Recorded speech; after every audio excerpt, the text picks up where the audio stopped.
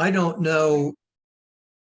I don't know how far that urban center thing is going to go because it is subject to lawsuits.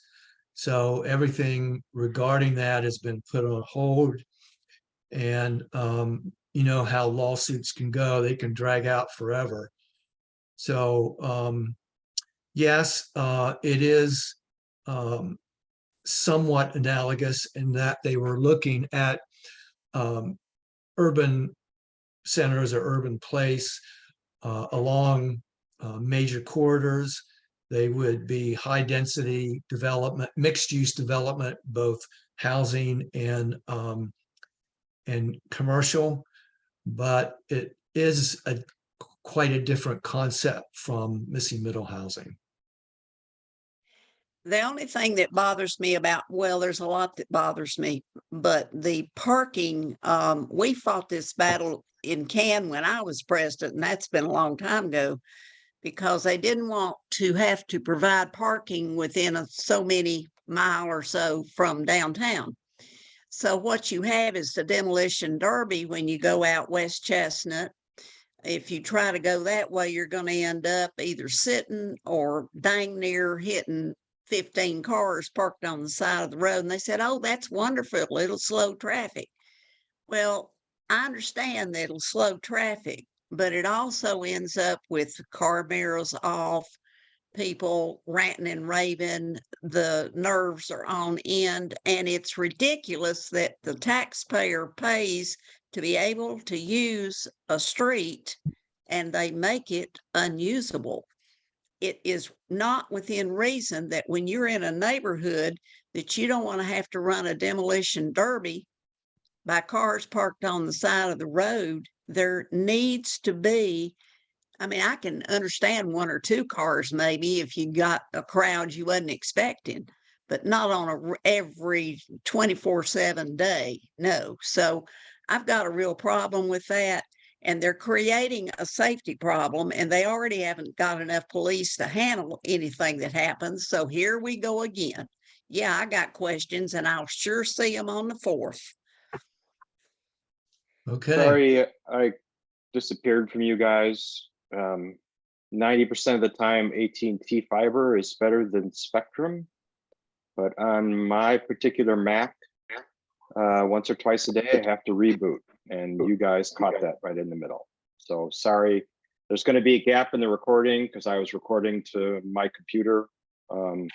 Hopefully Will help us fill in some notes to go through that. So I'll turn it back over to Patrick. Thanks. So I think I'm done unless anybody else has questions to fill you in.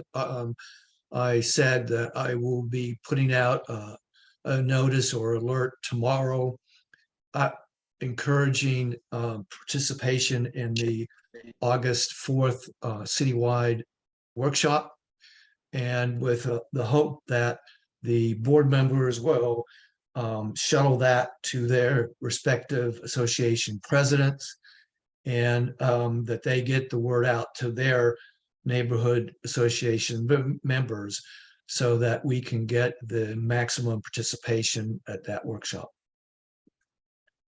Okay, I see that Mike's hand is up. Yep. You're on mute, Mike. Still on mute, Mike.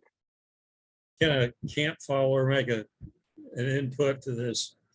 I've had one car totaled on Graceland Road. I had another one, about a truck, about $4,000 damage done to it. A neighbor down the street has been hit twice backing out of his driveway. So these narrow streets are no place for parking. You'd think it would slow traffic down, but it doesn't. Okay. Thank you. Anybody else? Okay, let's move on. It's my turn. I'm not going to bother to bring up the report. The Noise Advisory Board made 3 recommendations at the end of 2022, and we finally got our day in court in front of the Environment and Public Safety Committee last month, and they actually approved all 3 of the recommendations. So one, we're going to try to take best practices from Greenville and Knoxville to try to knock down vehicle noise. And that's going to be supported by the continued police presence downtown, probably is how that's going to work out. It's not going to be one of those things where we're citing everybody all the time, but we're going to increase understanding that you're going to get cited if you're going to keep on tuning up your mufflers to make them as loud as possible and your stereos and that sort of thing.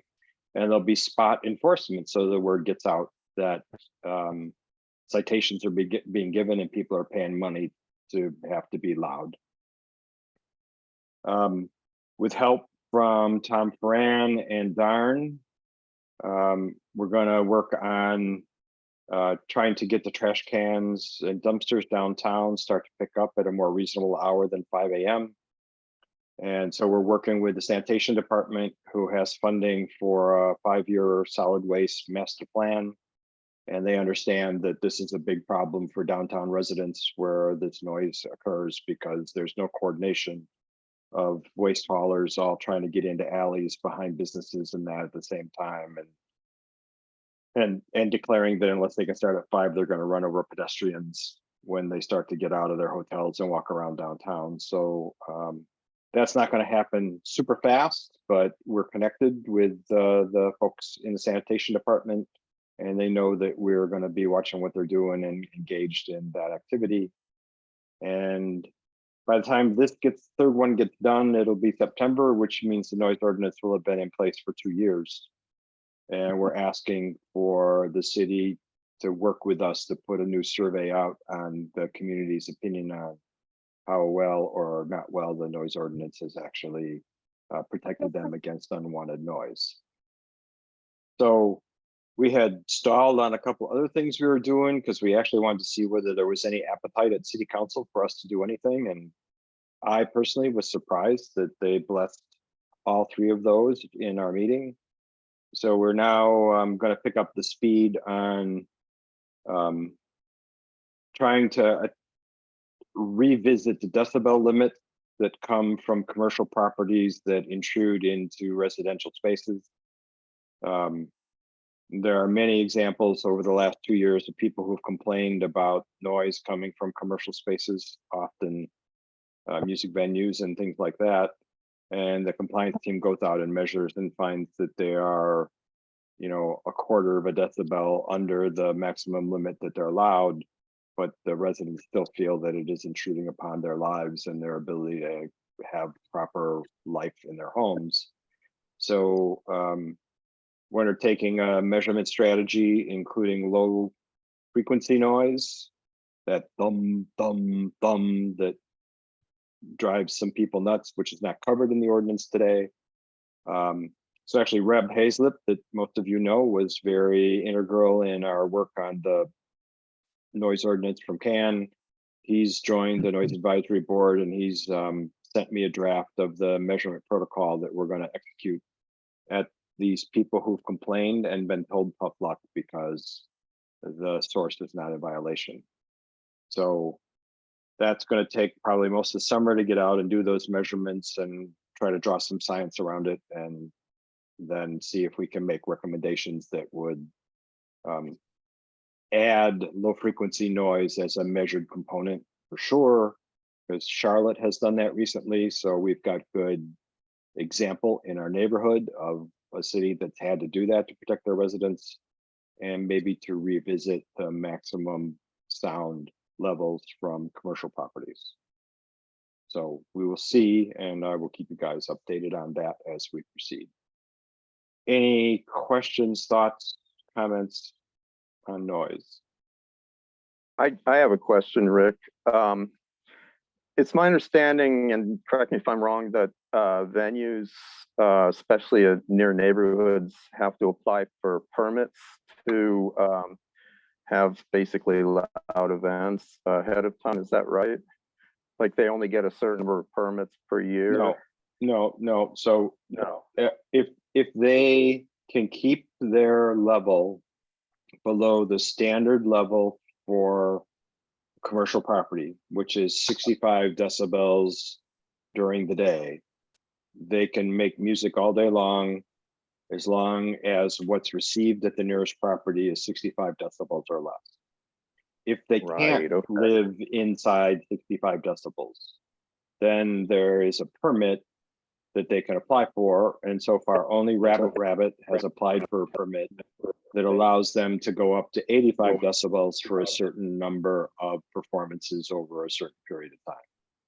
And last time I checked, which has been a month, only Rabbit has applied for that exceeding permit, but they claim they are staying at 65 decibels. So that's what I know.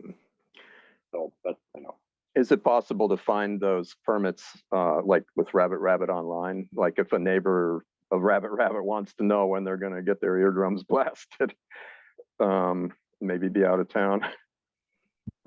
So all the permit says is for a given period of time, you're allowed to have so many events. It doesn't say on what dates or that, so they just need to follow the Rabbit. Oh, they're not for specific. So many events. Okay. All right. Steve, you good? All right, thanks.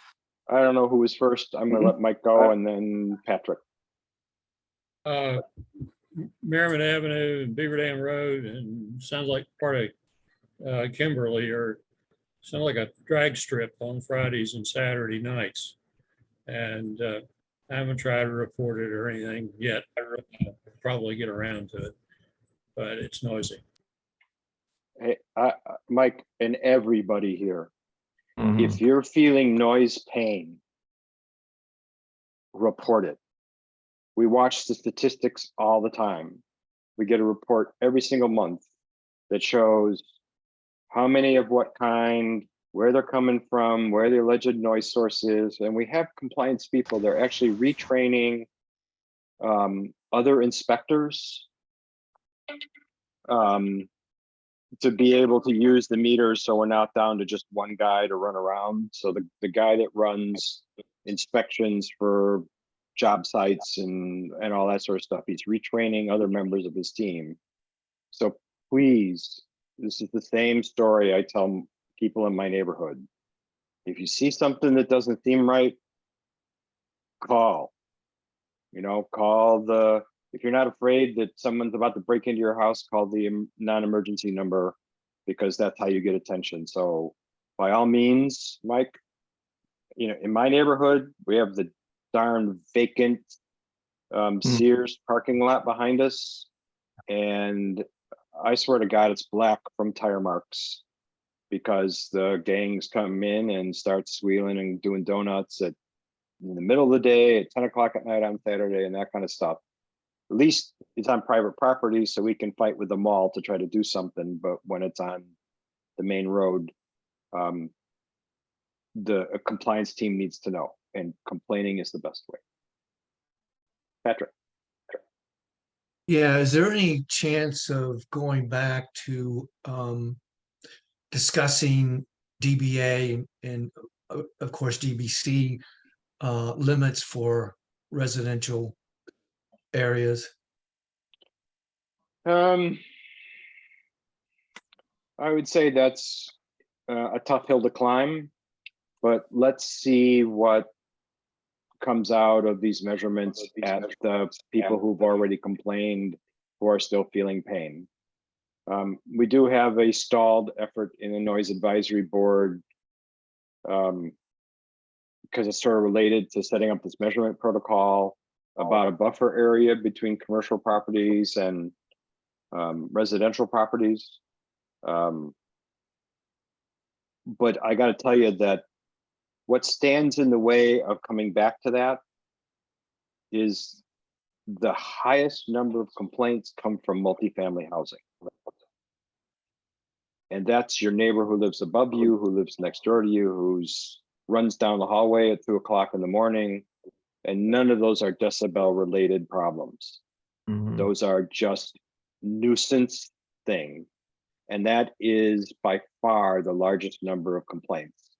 There aren't many complaints about my neighbor's lawnmower or a wedding in the backyard. So, you know, when you have limited time and money, you work on where the biggest complaints are. And so getting back to residential numbers is a maybe possible. Okay, thank you. Yep. Anybody else? Good job. Oh, thanks. Thanks. Just yet another one of my side jobs. Next on our agenda is updates on grants and funding. I'm not sure who's going to lead that conversation, whether that's Steve or Patrick. I'll kick it off and let some of the other members of the committee weigh in as need be. Hopefully, good evening to you all, board members, but hopefully you've all read the report. It's a fairly extensive one, showing a lot of activity, a lot of action, a lot of effort, and at least one notable success where we got a neighborhood matching grant from the city. And we are intending to continue this effort as long as necessary to get us some funding. And I would remind everyone that one of the reasons we're doing this is so we can raise enough funds so that a decision we made back in October of last year to try to move this organization to professional level and get ourselves an executive director, that needs funding, and it needs ongoing funding, not just small dribbles that come in episodically. We need ongoing funds for probably 3 to 5 years. And we are bending most of our efforts to try to find those long-range successes. Patrick and I have worked with PNC Bank. He's also working on Bank of America. Bob has done a lot with Z. Smith Reynolds. We're running out of time, so I won't recap everything in that report, but I'll give an opportunity for our other funding committee members to weigh in as need be. Patrick, anything to add? Since Bob seems to have laid his phone down, so we're seeing his soffits above. Oh, wait a minute, there's a hand. Bob, got to add anything? Not really. No, I mean, we're working regularly and trying to make progress, and it's an uphill slog, but I'm optimistic we'll get there.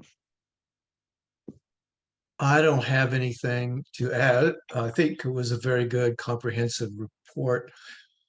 So we are continuing on 2 fronts. One is to get sort of lower level funding from local and state fundraisers or funding organizations.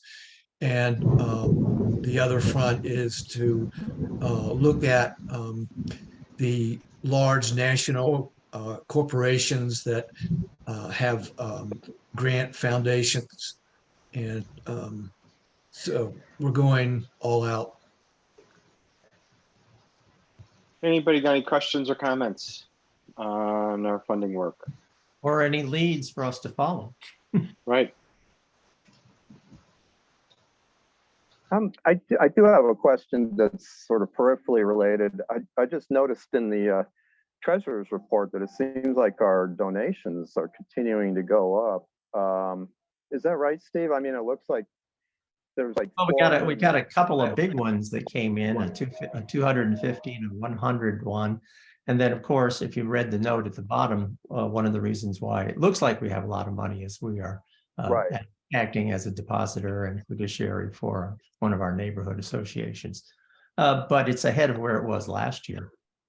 Definitely. Good, yeah. I just wanted to make sure I was reading that right, because You were. pretty good Thank you. sign. Okay. Before I turn it over to Patrick, let me make a public service announcement. You don't have to wait until the beginning of the new year to make a That's donation right. to CAN. You know, depending on how your neighborhood does its budgets or when's the right opportunity to twist an arm or any of that kind of stuff, you can join those of us who have already put money back into the bank for CAN at any time that you have the reason. So, All Patrick. contributions gratefully accepted. Yeah, do we want to inform the board about how we're going to use the $5,000 neighborhood matching grant that we got from the city, because it does link to our fundraising effort. I think that's a good idea. Maybe we should turn that one over to Will, since I think he's going to be straw bossing that effort. There you go, Will. You're on the spot, buddy. Okay. Sorry about that. Yeah, thanks. That the city grant is for $5,000, and that's all going to be spent on a web design. Website. Yeah. Yeah, but ahead of that, I'm gonna work on a rebranding, and sort of a campaign to shake the tree for members and for donations. And we have I don't have it in front of me because I didn't think we were headed there. We had a plan written out that we can share with the group. But in the next by the next month, we're gonna start having things to roll out and show how CAN's gonna look and kind of grow. What I would add to that, not that I've observed this personally, but by listening to the folks who are knocking on doors trying to get funding, we are unknown. Yeah. Safe to say. You know, I think what's happened to us is the pandemic accelerated the prior movement of, hey neighbor, what's going on out here? Who would I talk to worry about, you know, bears in my backyard? It's all on social media and the internet these days, and we're not there. Right. Because until Will signed himself up to be part of the executive committee and took on the secretary job, we just didn't have the skills to try to figure out how to get ourselves better known. You know, when the funding guys tell me all the time, when they go talk to somebody, they go, "Oh, we didn't know CAN did that stuff. That's not good." Or we didn't know CAN. We didn't know CAN. That's not good, right? And that's why we've been looking for a vice president of marketing and all that stuff ever since I got in this job, and we went through a couple pretty quick that didn't work out. So if any of you, you know, thanks Will for donating a bunch of his time, which we'll use as in-kind hours to pay off the $5,000 we're going to get for quote unquote free. But if any of you know anybody, when we get beyond here's the strategy point and we need to actually execute stuff, that would be willing to volunteer some time, that would be very helpful. We need to be better known than we are now. It's been personal work on behalf of Patrick and me and other members of this team that have got us known in city staff cycles, but in general, we're not known. Okay.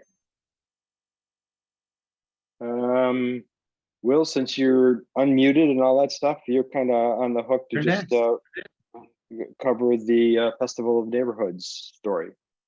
Yeah, NAC is having a Festival of Neighborhoods on September 30th from I think 10 till 4. I know it's from 10 till 4.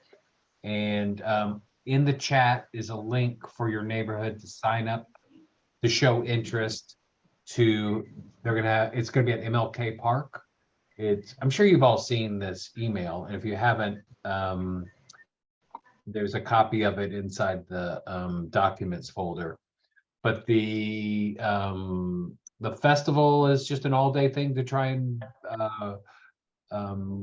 bring neighborhoods together, and some nonprofits are going to be there. There's going to be food and music, and it's a rain or shine, one-day shot. There's no makeup days. Like my neighborhood is trying to merge with Montford, St. Dunstan's, and Biltmore Village to have all the local historic districts having a single booth. So maybe if it's, you know, too hard for one neighborhood, you know, multiple neighborhoods could gang up and share the space and share the time commitment that day. So there's a sign up form is the first thing to do, and it's due by the end of the month. So the 31st is Monday, so I'm sure that might get extended if they don't have it, but they only want about 30, I think 30 booths there. So it's not a huge, big ask. Helen, I understand there's going to be the various city departments there, so if neighborhoods have questions about anything, Yeah, they that's can a great point. speak directly. Is that correct? Yeah, there's gonna be Parks and Rec. I asked for, yeah, every city department is gonna be there, plus some representatives maybe from city council. So it's supposed to be the city reaching out to neighborhoods and celebrating neighborhoods and how the city can work better with that, whether that's development services or public works, sanitation. There's, yeah, are all gonna be there. any questions or comments, folks? Will the water department be there? Both water departments, fresh and storm, semi-fresh and storm. So it's gonna be a good time for that group. Debbie, are you raising your hand? Yes, I am. I wanted to ask if you, Mr. Chairman, might give a quick rundown on what's going on with the homeless committee. Let's make sure we're closed on Festival of Neighborhoods first. And I'll let you be first in on new business. Anybody else on Festival of Neighborhoods? Okay, so first vote on new business. So the slog toward the working groups producing results for responding to the National Alliance to End Homelessness continues. There was a HIAC meeting. For those of you who don't know, HIAC is Homeless Advisory Initiative Committee, not to be confused with commissions, even though they're supposed to be a part of boards and commissions. So they are the current governing body of the city and the county as it relates to trying to solve homelessness. So in this, I sit on the governance committee. Helen sits on the outreach and encampment committee. And another person that you all don't know is covering for us on the shelter committee. And we're not covering coordinated entry. Those are actually they're not committees, they're working groups. So today I presented to HIAC a proposal on the organizations that need to be board members in the future reinvention of how all this thing is done, which for those of you who may have forgotten what NAEH said, they said basically it's totally messed up and you guys need to get the heck out of the city and out of the county so that you're not being waggled around by whoever gets voted in a particular instance in time. You need to have a strategy and you need to execute that strategy. Certainly the city and the county will still be funding sources, so they'll get a vote. But so a governance committee was formed. We've looked at numerous charters for how this is done in other cities. Yeah, sorry. I happen to like how Houston does it. Okay. Somebody's talking. I'm not sure who. I like that one because they have a very good record on their crime statistics as related to homelessness. They are far away from some of the more liberal cities in the United States who have decriminalized certain things and all that. So they have a good system. That's going to be ultimately their charter is going to be the basis for the charter for Buncombe County and Asheville, which is the continuum of care. So today we presented a set of organizations we thought needed to have CEO type representation in this future governance for review by HIAC, and basically that went just fine. So we're gonna move on down the road to what comes next. Could people who aren't speaking mute? I'm trying to judge who's got background conversation going on. So that worked out okay. I presented that today. We got good feedback on that, and we're going to now reach out to these organizations to see if they would participate and see if we could get the kind of decision makers and funding sources there that would combine government and philanthropic funding to focus on the problems that are there. The shelter group put out requests for information and requests for proposals, and basically we came up way short of the 95 low barrier beds that NAEH suggested we need. We are going to get some low barrier beds with Salvation Army, who, as I understand it, has a good track record on managing those particular kind of clients who are going to come in off the street in an effort to get them off the street. So that is going to go forward in their current facility. So there is no new facility anywhere at this point in time to help manage that. Respite organization's going to put some 2 or 3 beds in place that have a full set of healthcare things to go with it for the people who are coming off the street that are in bad shape physically and from a health perspective. And I forget the third organization, which kind of focuses on families and domestic violence. They're also going to get some funding from the city and the county to increase their count.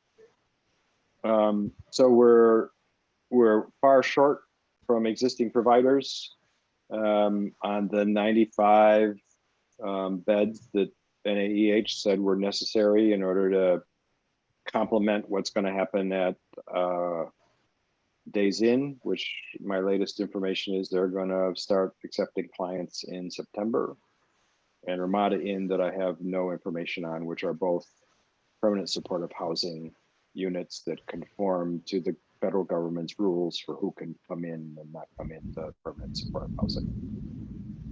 So there's still a lot of work to do. And once the funding is all sorted out with the 3 applicants, the shelter committee will turn its attention to how to make up the difference between what those are going to cover and what the need actually is. Just for historical purposes, I'll say all the strategy is based on a housing first hypothesis. Get somebody out of a tent or a ditch or a street corner or a hallway and get them into a bed somewhere where a case worker can help them start to figure out how to get out of the problem that they have found themselves in. They don't need an ID to get in. They don't need to be sober to get in. They don't have to go to specific services until they're ready to do so. And for our members who live downtown, that's important because it gets them out of Pritchard Park and it gets them out of street corners and streetways and that sort of thing. So that's the overall strategy for that. We are probably at the stage where we understand enough that we would be working on a potential position statement for CAN. You know, as we've climbed the learning curve and felt our understanding of what is possible and what's impossible, we are probably near the point where I'll be running a document by the executive committee for some feedback on a potential position statement that we would then bring to the board for a discussion and a vote. Maybe that'll happen by September. There's just a lot of work to be done. Questions, comments? Thank you. Rick, can I go ahead, Debbie? She said thanks. I'm happy for her to stop at that point. I could give a brief update on the shelter, on my group.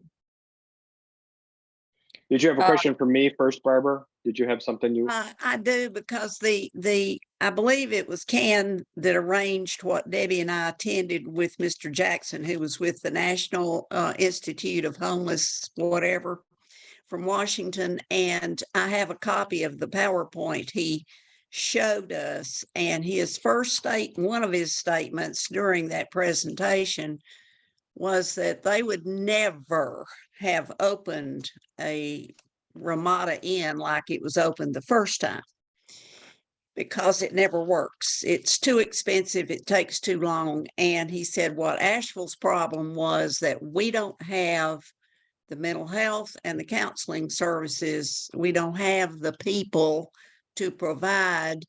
And so that was one of his reasons. But I still have that PowerPoint on my computer somewhere. I guess I'm happy that at least they're going to update for the panhandlers who Homeward Bound told me straight out are not homeless. So But Barbara, are you working? hang on Are a second. Panhandling is out of scope for what we've been doing. Just Okay, so you that's know. what I wanted to ask. So y'all Yeah, are not involved with any of that, right? We are not at this point in Okay, time. We're okay. not. I That's mean, what I wanted to know. you know, indirectly we are, you know, in the sense that as I meet people who are concerned or people who provide services or any of that kind of thing, I learn about how people who are homeless but in a shelter are going to get beer and cigarette money if they don't have a disability or some way to have that cash coming into their pocket, but they still want those things to live the kind of life they currently live. And that is how and why people leave shelter and end up on street corners or downtown and that sort of thing.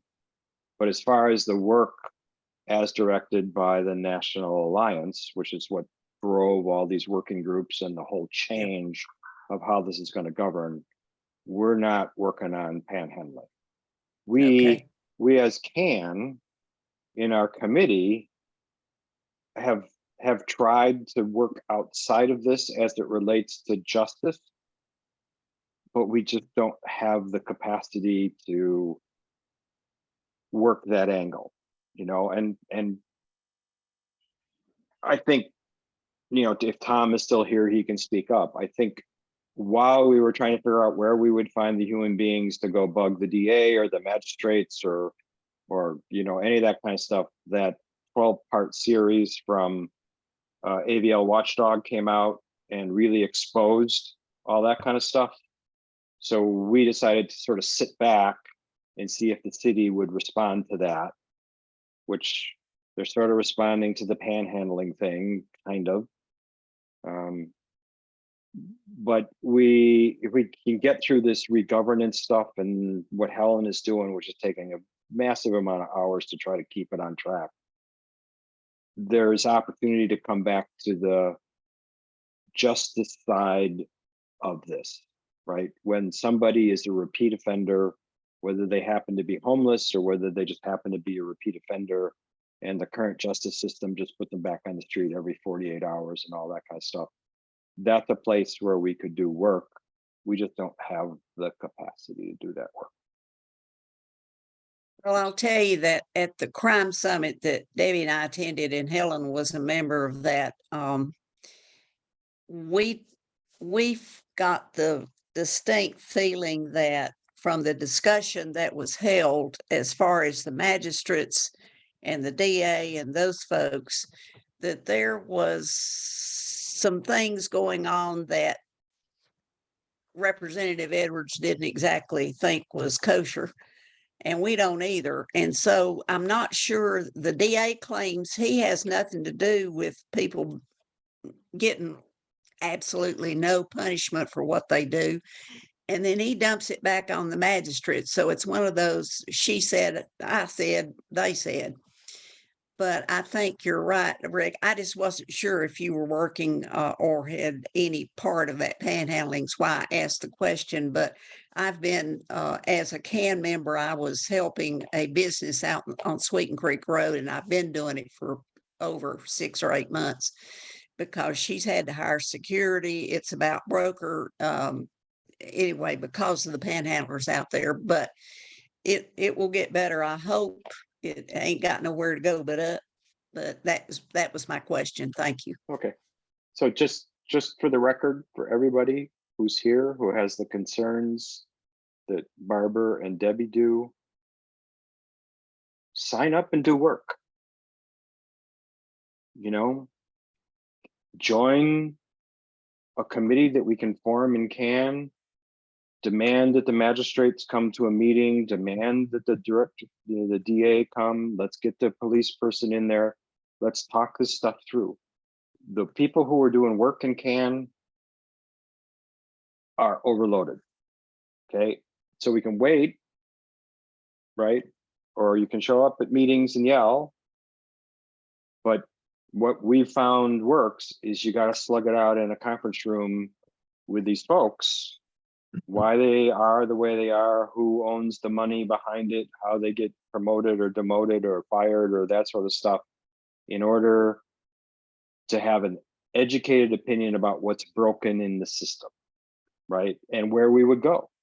Now we're getting dragged into the county as a part of the homeless stuff, right? Because it's a Buncombe County and Asheville thing. Now, that's good for CAN to have a county reputation, but this stuff probably drags us into the state because we're constrained in Asheville and Buncombe County on certain things because the state clamps down on that kind of stuff. So if you're willing to do the work, just recognize it ain't going to stop by going into a building in on College Street in Asheville. It's ultimately probably going to take us to our representatives at the state and all that kind of stuff. And that's not easy. And I appreciate that people don't want to spend that time. But we're out of capacity in the people who have volunteered to do work for CAN.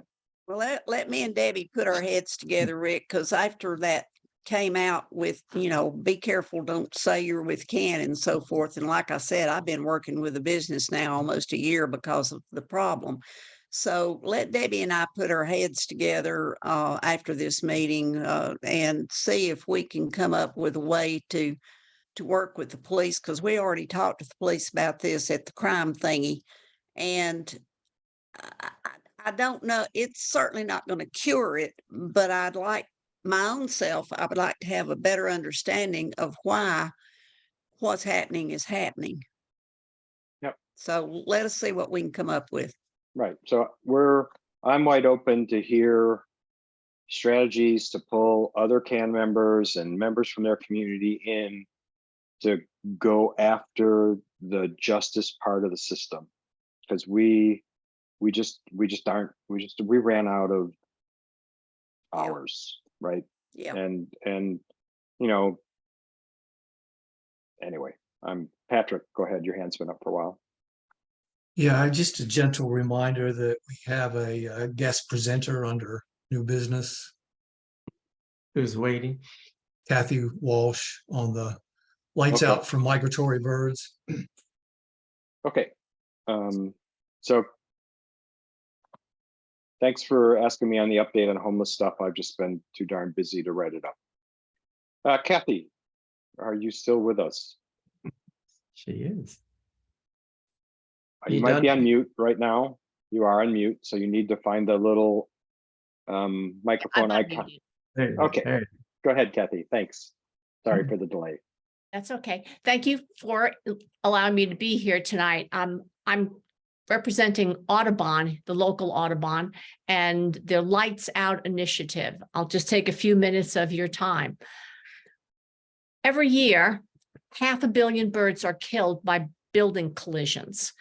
That's an astonishing number, but that is how many are killed. And this happens primarily during the migration times in the fall and in the spring. And the majority of these fatalities occur at night, and these peak during migrations. Okay. I don't know why I'm hearing myself echoed. We humans travel great distances by highways, birds travel by flyways, and the Mississippi Flyway and the Atlantic Flyway converge in Asheville. And so we are a major route for them.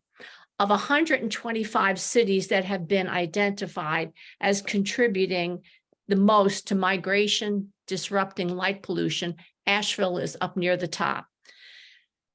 So we're asking Audubon and Lights Out. We're asking businesses, government, and residents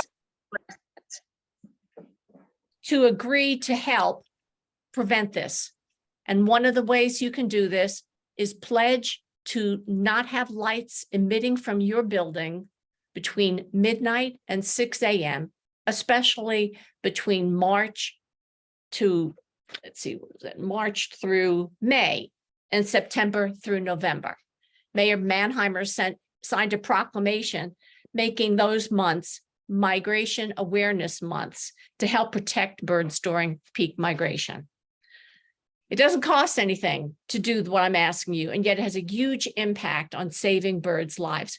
We've had a 29% reduction in bird populations since the 1970s. Anything we can do to reverse that would be a huge, huge contribution. So I'm going to put into the chat box, the link where you can go to our website and sign the pledge. And I want to thank Helen Hyatt because she's already signed that pledge before for us. In addition to the pledge, there's also more information about other things that you can do. Putting lights down on the outside, having them down facing, having them on time sensors, motion sensors and timers. All of these things can make a difference. And I thank you for your time. I'm going to ask that I be able to make this talk as well to the various neighborhood associations in Asheville. I've already done it to the Sunset Mountain Grove Park Association and hope to do it to the other association members. And thank you for your time. So I went around and muted everybody because that's why Kathy was getting echo. Somebody's system was bouncing off their walls and all that sort of thing. So if you have any comments, you're going to have to unmute yourself. Anybody want to ask Kathy any questions? Go ahead. Can she share her contact information so everybody has it? Yes, I can do that. Great. So Go ahead, Carol. I was just trying to follow the link and it's not working.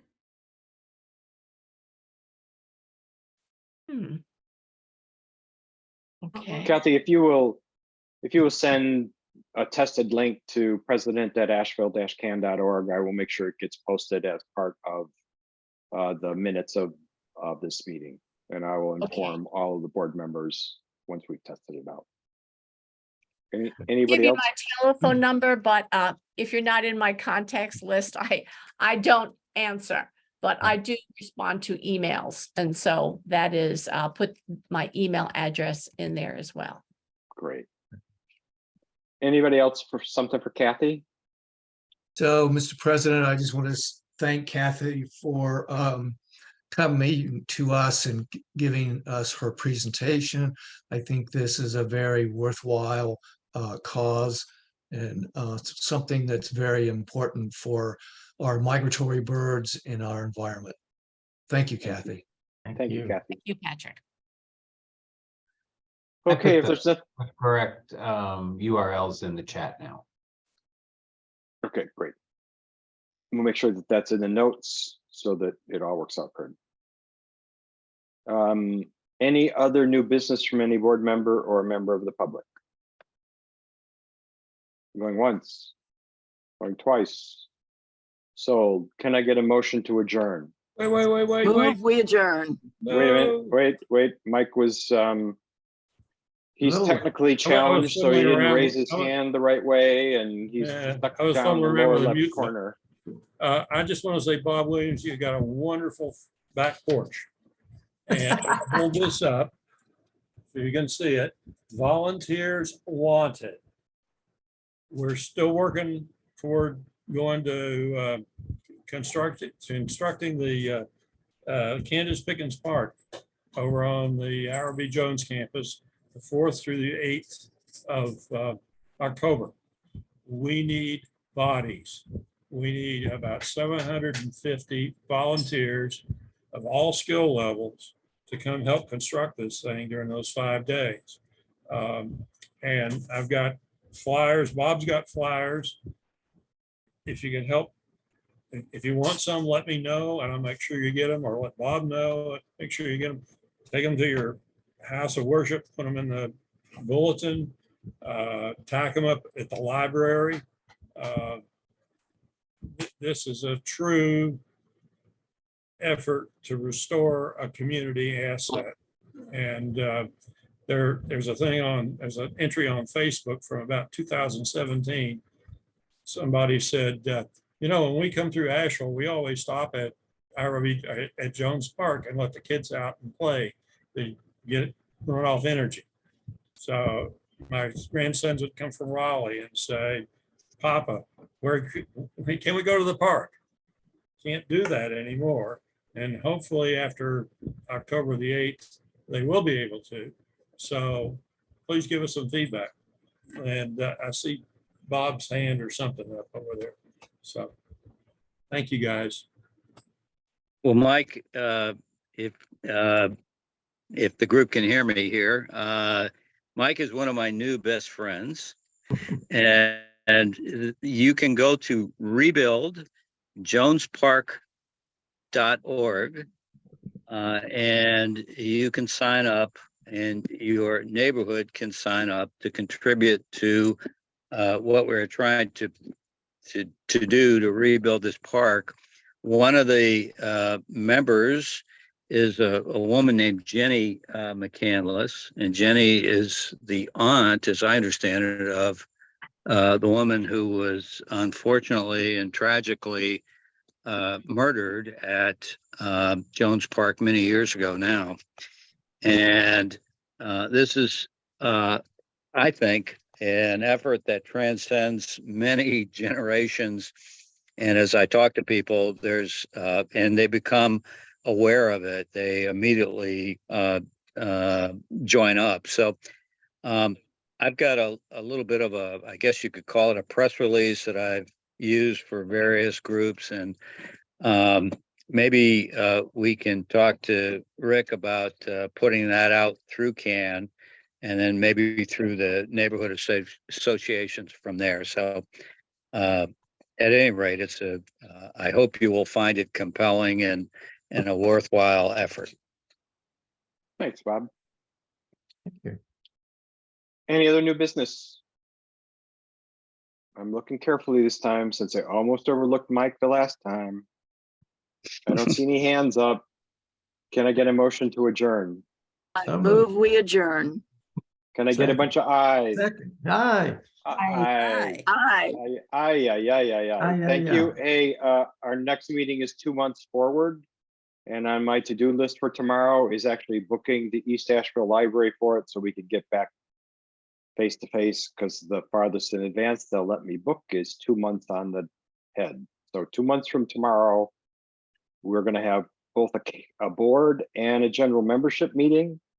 And we're going to hear about city budgets for next year and that process in that general membership meeting.